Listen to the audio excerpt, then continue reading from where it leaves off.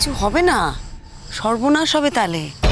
নদীর উপারে গিয়ে চিৎকার তো দূরের কথা, একটা কথাও বলা যাবে না।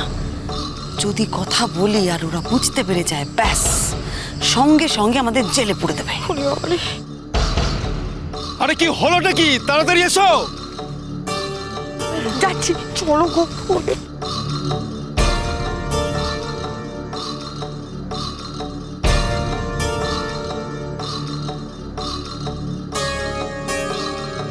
ঠাকুর, শেষকালে রোহিত দাদাবাবুকে পেয়েও খুব ভালো হবে, খুব ভালো হবে। আমাকে আর রোহিতকে যদি স্বামী স্ত্রী করে পাঠায় খুব ভালো হবে তাহলে। তবে মিঠুদি, একটা উপায় করতে হবে জানো তো, মানে ওদের একটা অজুহাত দিতে হবে যাতে তুমি আমাদের সাথে যাবে না, মানে তোমার যাওয়াটা ক্যান্সেল। মানে?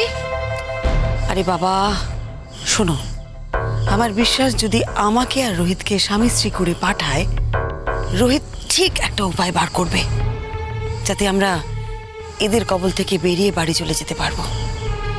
তুমি আমাদের সঙ্গে থাকলে না একটু সমস্যা আছে, আর তাছাড়া তোমার তো অন্য কাজ আছে, তোমাকে বাড়ি যেতে হবে, ওদিকে সবাইকে খবর দিতে হবে। আর সব থেকে বড় কথা হলো, যদি কোনো বিপদ হয় আমি আর রোহিত সামলাতে যদি না পারি, আর তুমি যদি আমাদের সাথে থাকো, তুমিও তো সেই বিপদের মধ্যে পড়বে না, সেটা আমরা চাই না। তুমি বুঝতে পারছো তো আমি কি বলছি? বুঝবে না তুমি, আমার কোনো কথা বুঝবে না। দাঁড়িয়ে থাকো না, চলো পা চালাও। তোমরা তো কি কথা বলছো? আমি তো কিছুই বুঝতে পারছি না, এত কথা কিসে না? আর এই যে তুমি নাকি খুব লাজুক, বাড়িতে তো তোমার গলা সরি শোনা যায় না, আর এদিকে আবার সমানে কথা বলে যাচ্ছ। না গো বাবু, ওই ছেলে মেয়েদের কথা কইছিলাম, ছোট ছোট ছেলে মেয়ে তো বাড়িতে, ওদের কথা একটু দিদির সাথে আলোচনা করছিলাম। টাকা রোজগার করতে আসবে, আবার ছেলে মেয়েদের জন্য দুঃখ করবে, দুটো কি একসাথে হয়? কি করব বাবু, এই দিদির সঙ্গে এই সুখ দুঃখের একটু কথা বলছিলাম আর কি। আমরা গরিব মানুষ, পেটের দায় তো আপনাদের কাছে কাজ করতে এসছি বাবু, আপনাদেরই তো কাজ করছি। আমাদের রান্না বান্না কেমন লাগছে বাবু? রান্না বান্না ভালোই হচ্ছে, ও রান্না বান্না ভালোই করছে, তবে গ্রাম দেশের মতো রান্নাটা লাগছে না। মানে? তোমাদের হাতের রান্না খেয়ে মনে হয় তোমরা যেন শহরের লোক। তোমরা কি কোনোদিনও শহরে ছিলে নাকি? শহরে? আমরা তো কখনো শহর দেখিনি কো। হ্যাঁ, তাহলে এমন রান্না শিখলে কোথা থেকে? তা তো বলতে পারবো না কো, তবে আমাদের রান্না আপনাদের যে ভালো লেগেছে এই আমাদের কাছে অনেক, বলো দিদি? না না না না, ভালো মন্দের কথা নয়, আমি বলছি যে শহরের রান্নার একটা আলাদা স্বাদ আছে, আবার গ্রাম গায়েরও রান্নার একটা আলাদা ধরন আছে। তোমাদের দেখলে মনে হয় তোমরা শহরের লোকেদের মতো কাজ করো, আর শহরের লোকেদের মতনই তোমরা রান্না করো। না না বাবু, শহরে রান্না করতে কি শিখবো? আমাদের যা রান্না শেখা সব তো আমাদের দিদি ওই ঠাকুমা দিদিমার কাছেই শেখা। না বাবু, আপনি একদম ঠিক কথা বলেছেন। আমাদের গ্রামে ওই ফুল দিদি বলে একজন ছিল, হ্যাঁ সে তো শহরের মেয়ে, সে আমাদের অনেকগুলো রান্না শিখিয়েছিল। দিদি ঠিক বলেছে, আমি তো ভুলেই গেছিলাম। হ্যাঁ তাই তো, এ রান্না শহরের ছোঁয়া তো থাকতেই হবে, কারণ এ রান্না আমি শহর ছাড়া আর কোথাও খাইনি। শহরের লোকেরা বুঝি এমন ধারা রাঁধে? হ্যাঁ রাধে, আমি অনেকবার শহরে গেছি, আর শহরের লোকেদের হাতে রান্নাও খেয়েছি, তাই আমি জানি। যাক, আপনাদের তাহলে ভালো লেগেছে কো, এই আমাদের কাছে অনেক বড় আনন্দ পেলাম। চলো চলো, আর দেরি করে যাবে না, এদিকে ধরপাকড় আছে, আগে বলেছিলাম না, তাড়াহুড়ো করতে হবে, অত গল্প করতে করতে আসা যাবে না। কিসের ধরপাকড় বাবু? আমরা তো কোনো অন্যায় করিনি। অত প্রশ্নের কি আছে? হ্যাঁ আরে ধরপাকড় আছে বলেছি, ধরপাকড় আছে। আরে তোমরা অন্যায় করেছো তা কি বলেছি? তোমরা বিদেশি লোক, এই গায়ে এসেছো, তোমাদের দেখে যদি একবার সন্দেহ করে না, সোজা গারদে ভরে দেবে, তখন কিন্তু আমি কিচ্ছু করতে পারবো না। না না না বাবা, সেসবে কাজ নেই, চলেন বাবু, আমাদের আর এখানে গল্প করে কাজ নেই, চলেন চলেন, চল চল চল চল। চলো চলো চলো চলো।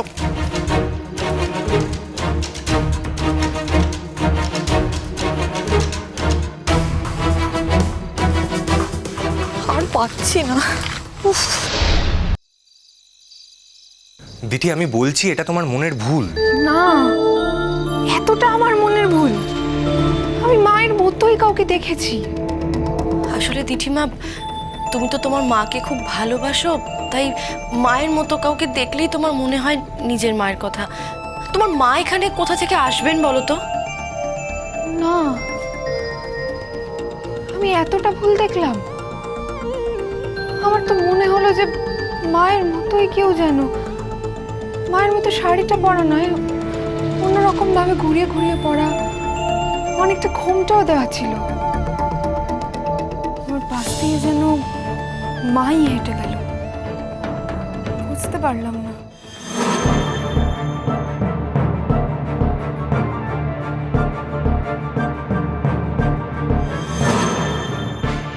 আরে মায়ের জন্য মনটা বড় ব্যাকুল হচ্ছে না?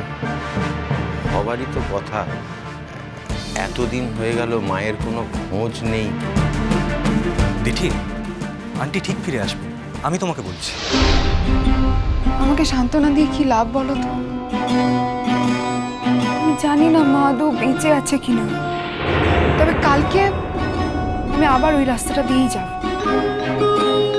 না না মা, ওখানে তুমি যেও না। তুমি তো জানো ওখানে ওই ছেলেপুলেরা আছে। একটা জিনিসটা আমি কিছুতেই বুঝতে পারছি না, যে তোমার বাপের বাড়ির লোকেরা সবকিছু জেনে শুনেও কেন চুপ করে বসে রয়েছেন।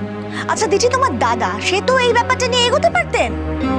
আমি জানি যে আমরা গ্রামের লোকেরাই থানা পুলিশ করতে ভয় পাই, তোমরাও যে ভয় পাও সেটা আমার জানা ছিল না। দূর থেকে কথা বলা অনেক সোজা দিদি ভাই, আসল জায়গাটায় গিয়ে আগে দাঁড়াতে হয়।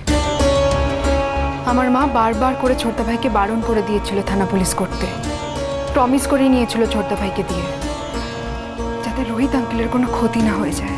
আসলে তাই হয় জানো তো, যার একবারে বিয়ে করে সুখ হয় না, তার আর কখনো হয় না। হ্যাঁ, আমাকেই দেখো না, আমি তো সেই জন্য আর ওই পথে হাঁটলামই না।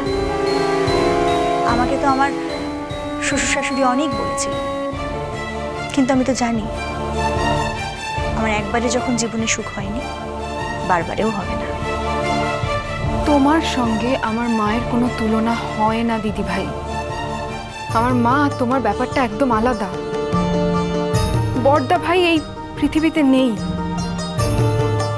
যখন ছিল বড়দা ভাই তোমাকে ভালোবাসতো, তুমিও বড়দা ভাইকে ভালোবাসো, তোমাদের দুজনের সম্পর্কটা ভালো ছিল।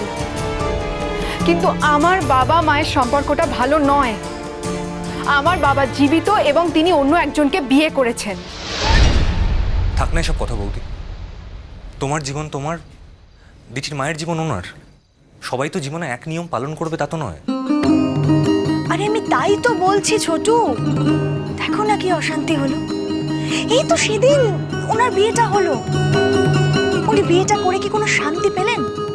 কোনো শান্তি পেলেন? জীবনে পেলেন না তো। এই এখন যদি ওই রোহিত আঙ্কেলের কিছু হয়ে যায়, তাহলে কি হবে বলো তো? তাহলে তো তোমার মাকে বিধবা সেজেই ঘুরতে হবে দিদি। বারবারই একই কথা কেন বলছো দিদি ভাই? বলতে ভালো লাগছে এগুলো, আমারও ভালো লাগছে মেয়ে হিসেবে এগুলো শুনতে। কেন বলছো? আরে তোমার এত খারাপ লাগছে কেন? তোমার এত খারাপ লাগার কি আছে বলো তো? উনি তো আর তোমার বাবা নন। আজ আমি যদি তোমার বাবাকে নিয়ে কিছু বলতাম তাহলে তোমার খারাপ লাগতো। আমি তো ওই রোহিত আঙ্কেলের কথা বলছি। আশ্চর্য তো।